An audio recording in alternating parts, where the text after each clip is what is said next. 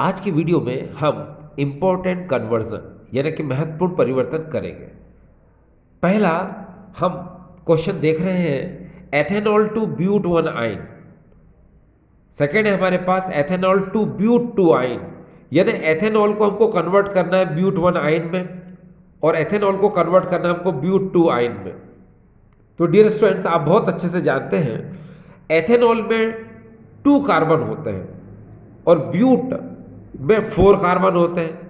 तो सबसे पहली बात तो ये है कि हमको 2 कार्बन से 4 कार्बन में कन्वर्ट करना है। और सेकंड, आपको पता है एथेनॉल में सिंगल बॉन्ड होता है और आयन में ट्रिपल बॉन्ड होता है, तो हमको ट्रिपल बॉन्ड भी करना है। ठीक है, यानी सिंगल बॉन्ड को पहले डबल बॉन्ड में कन्वर्ट करेंगे और डबल बॉन्ड को फिर हम ट्रिपल बॉन्ड में कन्वर्ट करेंगे। ठीक है, तो शुरुआत करते हैं और इसके लिए हम पहला क्वेश्चन करेंगे ये वाला, एथेनॉल टू ब्यूट टू आइन। अब एथेनॉल टू ब्यूट टू आइन, चलिए सबसे पहले हमने लिखा एथेनॉल, ये देखिए। अब हम एथेनॉल लिखने के जस्ट बाद हम उसकी रिएक्शन कराएंगे SOCl2 के साथ, जिसको हम लोग बोलते हैं थायोनाइल क्लोराइड, और प्रेजेंस लेंगे हम पिरिडीन C5H5N।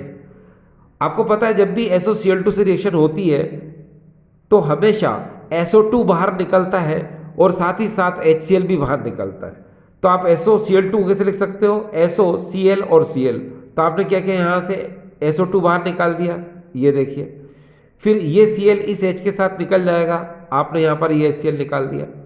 अब ये वाला Cl इसके साथ जुड़ जाएगा CH2 के साथ, तो हो जाएगा CH3CH2Cl, जिसको हम लोग बोलते हैं क्लोरो ईथेन। ठीक है, अब ये जो क्लोरो ईथेन आप लेकर के आए हो यहाँ पर, ठीक है, इस क्लोरो ईथेन का हम यहाँ पर कराएंगे डीहाइड्रोहेलोजनेशन एल्कोहलिक KOH की प्रेजेंस में। एल्कोहलिक KOH की उपस्थिति में हम इसका विहाइड्रोहेलोजनीकरण कराएंगे। डियर स्टूडेंट्स, एक बात हमेशा ध्यान रखना कि ये जो एल्कोहलिक KOH है इसकी इतनी स्ट्रेंथ होती है कि सिर्फ ये एक मॉलिक्यूल यानी 1HX मॉलिक्यूल का ही रिमूवल कर सकता है। इस एल्कोहलिक KOH की स्ट्रेंथ इतनी ही होती है कि ये ओनली 1 मॉलिक्यूल यानी HX का यानी कि रिमूवल कर सकता है, यानी एक अणु का विहाइड्रोहेलोजनीकरण कर सकता है। लेकिन अगर हम इस NaNH2 यानी सोडामाइड को लिक्विड NH3 के साथ 196 टेम्परेचर पर लेते हैं तो ये भी डीहाइड्रोहेलोजनेशन करता है, ये भी विहाइड्रोजनीकरण कर सकता है, मगर इसकी इतने स्ट्रेंथ होती है कि ये एक साथ 2 मॉलिक्यूल का एलिमिनेशन कर सकता है, यानी एक साथ ये 2 HX मॉलिक्यूल को बाहर निकाल सकता है। ठीक है, तो चलिए शुरू करते हैं। अब हमारे पास यहाँ पर है क्लोरोईथेन, हमने एल्कोहलिक KOH ले लिया। अब एल्कोहलिक KOH लेते हैं तो आपको पता है यहाँ पर क्या होगा, यहाँ से आप क्या करोगे, KCl बाहर कर दोगे। तो आपने देखिए यहाँ का लिख देता हूँ मैं, ये KCl बाहर कर दिया। ठीक, उसके बाद आपको पता है कि इस बीटा पोजीशन से H इस OH के साथ निकल जाएगा तो हो जाएगा यहाँ पर क्या, H2O, ये आपने H2 निकाल दिया। ठीक है, तो पहले यहाँ पर क्या बचा, CH2, और आपने बीटा पोजीशन से एक H निकाला था तो यहाँ CH2 ये देखो यह बन जाएगा इथीन, यानी कि सिंगल बॉन्ड से देखो हमने डबल बॉन्ड में कन्वर्ट कर दिया है। अब हमको डबल बॉन्ड को किस में कन्वर्ट करना है, ये देखिए ट्रिपल बॉन्ड में। तो क्या करेंगे, इस इथीन को वापस से हम Br2 से रिएक्ट कराएंगे CCl4 की प्रेजेंस में। तो ये बीच का जो बॉन्ड है ये पाई बॉन्ड ब्रेक हो जाएगा। ठीक है, और एक Br इधर लिंक हो जाएगा, एक Br इधर लिंक हो जाएगा। तो इस तरह से हमें मिलेगा यहाँ पर 1,2 डायब्रोमो ईथेन, ये मिल जाएगा। अब हम क्या कर सकते हैं, इस 1,2 डायब्रोमो ईथेन को लेकर आएंगे यहाँ पर, ये ले आए, और हम लेंगे सोडामाइड NaNH2 को लिक्विड NH3 के साथ 196 टेम्परेचर पर। तो ये क्या करता है, ये मैंने बताया आपको, ये डीहाइड्रोहेलोजनेशन करता है। ठीक है, ये भी विहाइड्रोहेलोजनीकरण करता है, लेकिन इसके अंदर एक साथ 2 मॉलिक्यूल को एलिमिनेट करने की टेंडेंसी होती है, यानी एक साथ यहाँ से HBr, यहाँ से HBr, यानी 2 HBr को ये निकाल सकता है। ठीक है, क्या कर सकता है, 2 HBr को ये निकाल सकता है। ठीक है, डायरेक्ट अगर हम चाहें तो हम 2 HBr निकाल सकते हैं, अगर हम चाहें तो इसके साथ रिएक्शन करके भी दिखा देते हैं। तो आप क्या करोगे, उसके लिए 2NaNH2 लोगे। ये NaNH2 को आप 2 बार लिख लीजिए, ऐसे NaNH2, और ये देखिए NaNH2 ऐसे 2 बार आपने लिख लिया। अब एक NaBr यहाँ से निकाल दो, एक NaBr यहाँ से निकाल दो, तो यहाँ पर हो जाएगा क्या डियर, 2 NaBr आपने निकाल दिया। अब उसके बाद यहाँ से एक H इस NH2 से मिलकर NH3 बनाएगा, और फिर यहाँ से एक H इस NH2 से मिलकर के NH3 बनाएगा, तो ट्वाइस NH3 मोलिक्यूल क्या हो जाएंगे, यहाँ पर बाहर निकल जाएंगे। देखो डियर, ये रिएक्शन चाहे तो आप ऐसे भी कर सकते हैं, मोलिक्यूल निकाल दो 2 NaBr और 2 NH3। आप चाहें तो इसकी प्रेजेंस ले लो, ठीक है। प्रेजेंस लेने पर क्या होगा, ये Br और यहाँ से H, ये Br और यहाँ से H, HBr निकालो, फिर यहाँ से Br और यहाँ से H, फिर दूसरा HBr निकालो। तो आप चाहो तो यहाँ +2 HBr भी कर सकते हो, ठीक है। तो आप पर डिपेंड करता है, ऐसे करो चाहे वैसे करो, ठीक है। अब देखिए, ये जो मॉलिक्यूल हमको मिला है इसको हम लोग बोलेंगे एथाइन। अब ये एथाइन हमें मिल चुका है। ये एथाइन वो प्रोडक्ट है जिससे हम ब्यूट-1 आइन और ब्यूट-2 आइन दोनों बना सकते हैं। लेकिन अभी हम शुरुआत किससे कर रहे हैं, हमें ब्यूट-2 आइन बनाना है, ठीक है। तो हम इस एथाइन को यहाँ ले लेंगे, और आपको मैंने बताया कि हमको ब्यूट-2 आइन बनाना है। तो डियर ध्यान दीजिएगा कि अगर आपको ब्यूट-2 आइन बनाना है तो आप सोलामाइड के 2 मॉलिक्यूल से रिएक्शन कराना, और अगर आपको ब्यूट-1 आइन बनाना है तो सोलामाइड के 1 मॉलिक्यूल से रिएक्शन करना। तो पहले हम क्या बना रहे हैं, ब्यूट-2 आइन बना रहे हैं, तो इसीलिए हमने सोलामाइड के 2 मॉलिक्यूल को ले लिया। अब लेने पे क्या होगा कि देखो 2 Na है, तो आप इसको ऐसे लिख सकते हो, Na ऐसे लिख लो। ये Na यहाँ अटैक करेगा तो यहाँ से H निकलेगा, वो H इस NH2 के साथ, क्योंकि आपको पता है 2 NaNH2 है, ठीक है। तो 2 Na तो मैंने ऐसे लिख लिए। अब NH2 को भी मैं 2 बार ऐसे लिख लेता हूँ, NH2 एंड NH2 ऐसे लिख लिया। जब ये Na अटैक करेगा यहाँ पर, तो यहाँ से H निकलेगा, वो H इस NH2 के साथ NH3 बना लेगा। इसी तरह से ये Na भी इस H के पास जाकर रिएक्ट करेगा, तो वहाँ से H निकलेगा, वो H इस NH2 के साथ मिलके NH3 बना लेगा। तो इस तरह से 2 NH3 मॉलिक्यूल क्या हो जाएंगे, बाहर चले जाएंगे, क्योंकि इस H की जगह पे ये Na आ गया और इस H की जगह पे ये Na आ गया। तो कितने मॉलिक्यूल बाहर निकले डियर, ट्वाइस NH3। तो मैंने प्लस ट्वाइस NH3 इस तरह से लिख दिया, और मुझे क्या मिला, NHC ट्रिपल बॉन्ड CNA। इसको हम लोग बोलते हैं डायसोडियम एसिटिलाइड, नाम याद रखने की जरूरत है, डायसोडियम एसिटिलाइड। अब ये डायसोडियम एसिटिलाइड हमको मिल चुका है। अब हम इसको रिएक्ट कराएंगे मिथाइल आयोडाइड के साथ, यानी 2 मॉलिक्यूल ऑफ मिथाइल आयोडाइड। तो क्या होगा, आपको पता है CH3 भी 2 है, I भी 2 है, तो इसको हम ऐसे लिख लेते हैं CH3I, और यहाँ पर भी CH3I। ये CH3I जो इस तरह लिखा आपने, यहाँ पर भी CH3I लिखा, उसमें से ये CH3 यहाँ अटैक करेगा, और ये वाला CH3 क्या करेगा, यहाँ अटैक करेगा इस C के पास। तो ये Na इस I के साथ और ये Na इस I के साथ, तो इस तरह से 2 NaI बाहर निकल जाएगा। ये देखिए आपने 2 NaI क्या कर दिया, बाहर कर दिया। और अब आपको मिल चुका है ब्यूट-2 आइन। देखिए 1 2 3 4, कार्बन 4 है तो आपने ब्यूट बोला, 2 पर ट्रिपल बॉन्ड है तो आपने क्या बोला, 2 आइन। तो ये कंपाउंड आपका बन चुका है क्या, ब्यूट-2 आइन। अब मैंने आपको ये बताया कि अगर हमको ब्यूट-1 आइन बनाना है तो मैंने आपको कंपलसरी क्या बताया था कि एथाइन तो बनाना ही पड़ेगा आपको, ठीक है। और अभी हम फिर से इसको यूज करके दिखाएंगे। देखिए हमारे पास क्वेश्चन कौन सा है इस समय, हमारे पास क्वेश्चन है एथेनॉल टू ब्यूट-1 आइन। हमको एथेनॉल से ब्यूट-1 आइन करना है, तो चलो करते हैं। देखिए सबसे पहले हमने फिर से एथेनॉल लिया, SOCl2 से रिएक्शन कराई, आपको पता है, तो क्या होगा, CH3CH2Cl बन जाएगा। फिर CH3CH2Cl को लेंगे अल्कोहलिक OH के साथ, तो यहाँ पर क्या होगा, HCl, ये Cl और यहाँ से H, ठीक है। ये आपने कर दिया तो आपको CH2 डबल बॉन्ड CH2 मिल गया। फिर आप इसको क्या करोगे, Br2 से रिएक्शन कराओगे CCl को 4 की प्रेजेंस में, तो आपको 1,2 डायब्रोमो इथेन मिल जाएगा।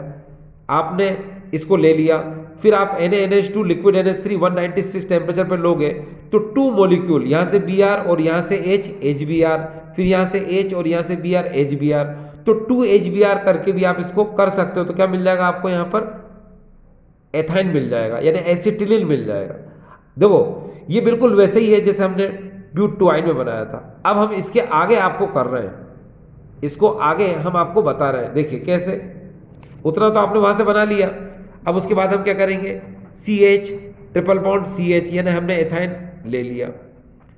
ठीक है, अब मैंने आपको बताया कि हमको बनाना क्या है, ब्यूट 1 आइन बनाना है। तो मैंने आपसे कहा था कि हम सोडामाइड की सिर्फ एक मोलिक्यूल से रिएक्ट कराएंगे।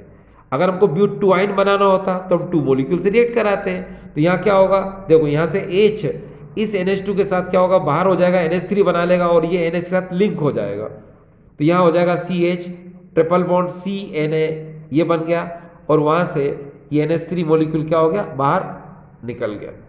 ठीक है, मैंने आपको यहाँ पर ये मॉलिक्यूल बना के दिखाया। इसका नाम अब हो जाएगा सोडियम एसिटिलाइड। इसको चाहे तो हम लिख सकते हैं सोडियम एसिटिलाइड, एसिटिलाइड।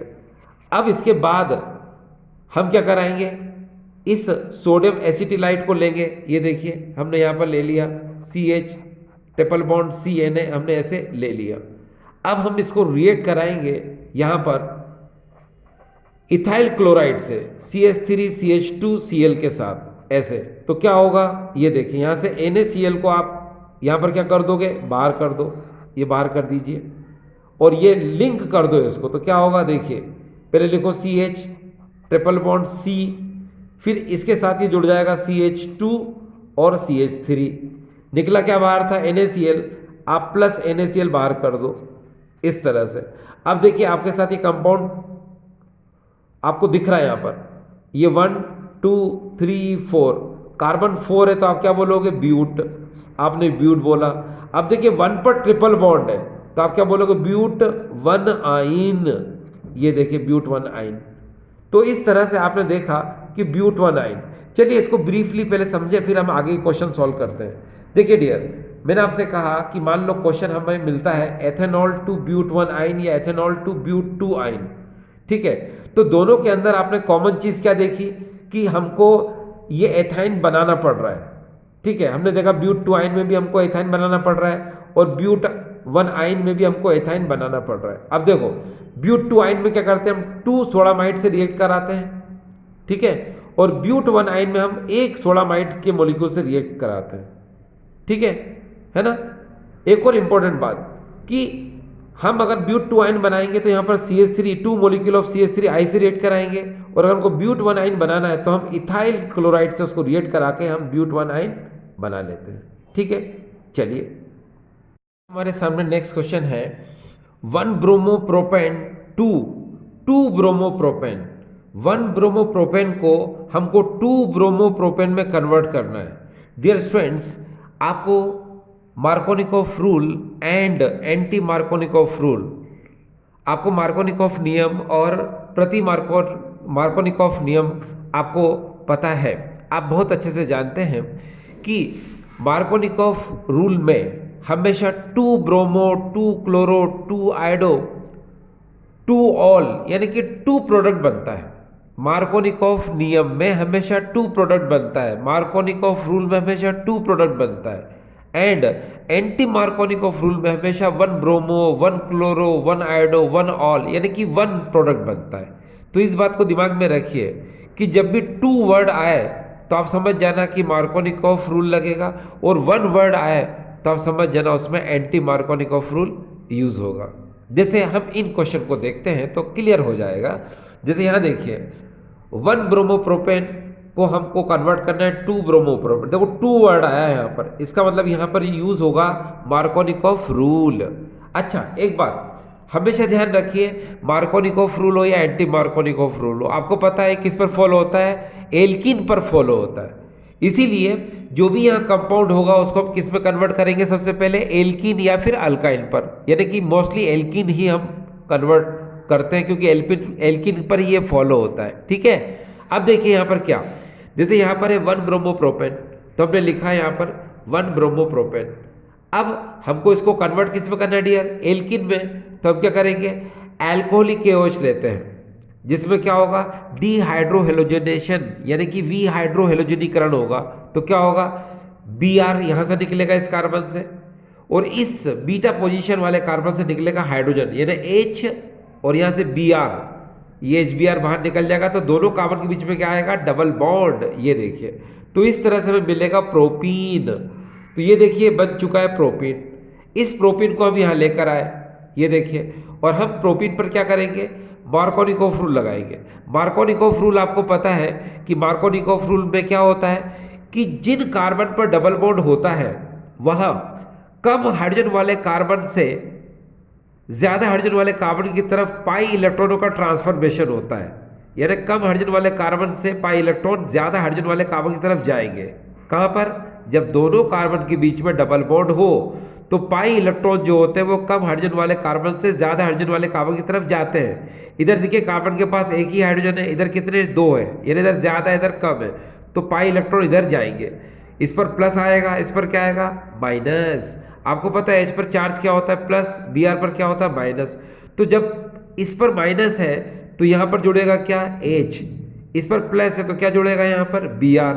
तो हमको मिलेगा ये कंपाउंड जिसका नाम क्या होगा, देखिए 1 2 3 2 ब्रोमो प्रोपेन, ये हमको मिल चुका है।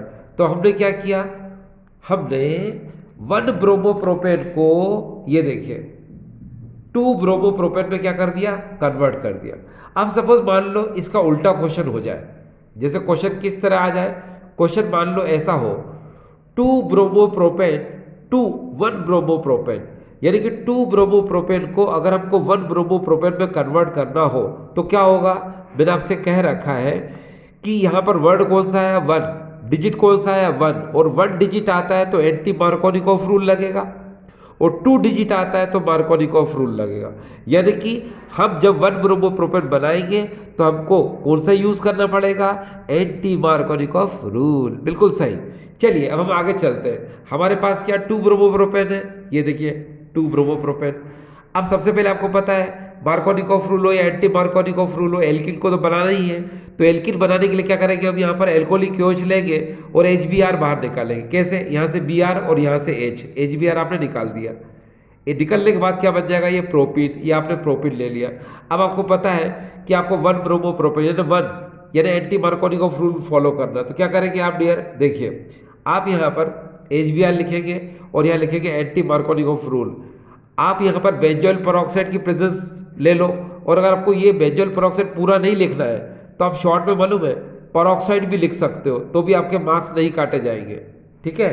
अब आपको पता है एंटी मार्कोनिकोफ रूल में क्या होता है कि जिन कार्बन के बीच में डबल बॉन्ड होता है वहाँ जो पाई इलेक्ट्रॉन होते हैं वो पाई इलेक्ट्रॉन ज़्यादा हाइड्रोजन वाले कार्बन से कम हाइड्रोजन वाले कार्बन की तरफ जाते हैं, यानी ये इधर जाएंगे। ठीक है, जिसकी वजह से इसमें प्लस आएगा, यहाँ पर क्या आएगा, माइनस। आपको पता है H पॉजिटिव होता है, Br क्या होता है, माइनस। तो ये माइनस कहाँ जुड़ जाएगा, इस कार्बन से। H कहाँ जुड़ जाएगा, यहाँ पर। तो हमको क्या मिल जाएगा, हमको इस तरह से कंपाउंड मिलेगा। ठीक है, ये देखिए Br कहाँ, फर्स्ट पोजीशन पर, तो इसको हम लोग बोलेंगे 1 ब्रोमो प्रोपेन। तो ये 1 ब्रोमो प्रोपेन हमको मिल चुका।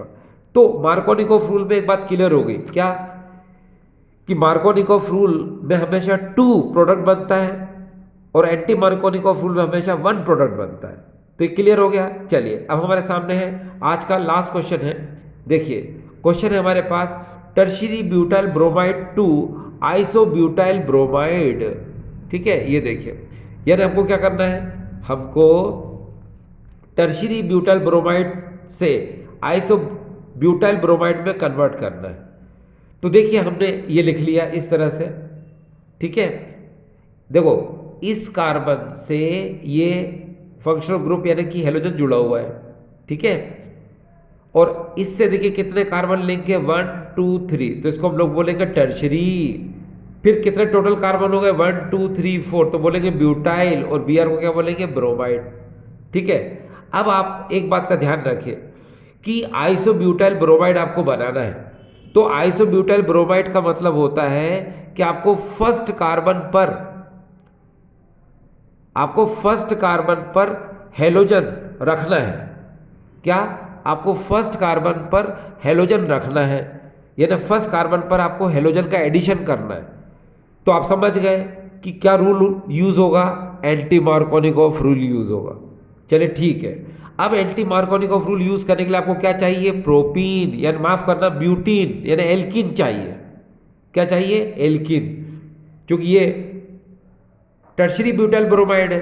तो नेचुरल इससे क्या बनेगा, इससे क्या बनेगा, इससे बनेगा क्या, 2 मिथाइल प्रोपीन। ठीक है, जिसको हम लोग क्या बोल सकते हैं, देखिए एल्कोहल EQH की प्रेजेंस ले लो, यहाँ से Br और यहाँ से H निकाल लो, आपने निकाल लिया। ठीक है, तो हमें क्या मिलेगा, देखिए 1 2 3, 2 पर CH3 है तो बोलेंगे हम 2 मिथाइल, और कार्बन टोटल कितने 3 तो बोलेंगे प्रोप, और 1 पर डबल बॉन्ड है तो हो जाएगा क्या 1 ईन। चाहो तो ऐसे ही बोल सकते हो 2 मिथाइल 1 प्रोपीन, एक ही बात है। फिर से देखिए 1 2 3, 2 पर रेडिकल लगा CH3 तो इसको बोलेंगे हम 2 मिथाइल, ये हमने बोल दिया 2 मिथाइल। फिर टोटल कार्बन कितने 3 तो हमने बोला ब्यूट। अब 1 पर डबल बॉन्ड है तो हम बोलेंगे 1 ईन, या तो ऐसे बोलो इसको, या फिर ऐसे ही बोल सकते हो 2 मिथाइल 1 प्रोपीन, ऐसे बोलो ऐसे बोलो, एक ही बात है। अब आपको पता है मैंने कहा आपसे कि फर्स्ट नंबर कहाँ पर है, यहाँ पर, क्योंकि डबल बॉन्ड यहीं पर है, और आपको क्या करना है, यहीं पर एडिशन करना है, किसका, Br का, यानी HBr से आप रिएक्शन कराना चाहते हैं तो रूल कौन सा यूज होगा, एंटी मार्कोनिकॉफ रूल। तो चलिए आप इसको ऐसे भी लिख सकते हैं, लिख लिया। अब इसमें क्या कराना है आपको, HBr का एडिशन कराना है, और यूज क्या कर रहे हैं हम इसमें, एंटी मार्कोनिकॉफ रूल। ठीक है, तो पाई इलेक्ट्रॉन का ट्रांसफर मैंने कर दिया इधर, क्यों, क्योंकि इधर ज्यादा हाइड्रोजन है, इधर क्या कम हाइड्रोजन है। आपको पता है एंटी मार्कोनिकॉफ रूल में क्या होता है, ज्यादा हाइड्रोजन से कम हाइड्रोजन की तरफ इलेक्ट्रॉनों का मूवमेंट कराते हैं। ठीक है, और मार्कोनिकॉफ में क्या होता है, आपको पता है ज्यादा से, आपको पता है मार्कोनिकॉफ रूल में क्या होता है, मार्कोनिकॉफ रूल में हम कम हाइड्रोजन से ज्यादा हाइड्रोजन की तरफ पाई इलेक्ट्रॉनों का मूवमेंट कराते हैं, लेकिन एंटी मार्कोनिकॉफ रूल में क्या करते हैं हम, ज्यादा हाइड्रोजन वाले कार्बन से कम हाइड्रोजन वाले कार्बन की तरफ पाई इलेक्ट्रॉनों का मूवमेंट कराते हैं। ठीक है, तो यहाँ ज्यादा है या कम है, इलेक्ट्रॉन का मूवमेंट करा दो, तो ये प्लस हो जाएगा और ये क्या हो जाएगा माइनस। इस प्लस से ये Br जुड़ जाएगा और इस माइनस से ये H जुड़ जाएगा तो हमको मिलेगा, ये देखिए प्रोडक्ट मिल गया इस तरह से। और आपको पता है इसी को हम देखिए क्या, ये कौन सा ग्रुप है, आइसो ग्रुप। ठीक है, इसको बोलेंगे हम आइसो, और कार्बन टोटल कितने 4 तो बोलेंगे इसको ब्यूटाइल, और Br के लिए क्या बोलेंगे ब्रोमाइड, तो इसका नाम हो जाएगा आइसो ब्यूटाइल ब्रोमाइड। चलिए एक बात और क्लियर कर देते हैं बहुत अच्छे से, देखिए डियर स्टूडेंट्स, देखिए ये कौन सा रूल है, मार्कोनिकॉफ रूल। मार्कोनिकॉफ रूल में पाई इलेक्ट्रॉन हमेशा कम हाइड्रोजन वाले कार्बन से ज्यादा हाइड्रोजन वाले कार्बन की तरफ जाते हैं। ठीक है, किसमें, मार्कोनिकॉफ रूल में। और एंटी मार्कोनिकॉफ रूल में क्या होता है, ये देखिए पाई इलेक्ट्रॉन हमेशा ज्यादा हाइड्रोजन वाले कार्बन से कम हाइड्रोजन वाले कार्बन की तरफ जाते हैं। ठीक है, तो बस यही था डिफरेंस। ठीक, चलिए थैंक यू।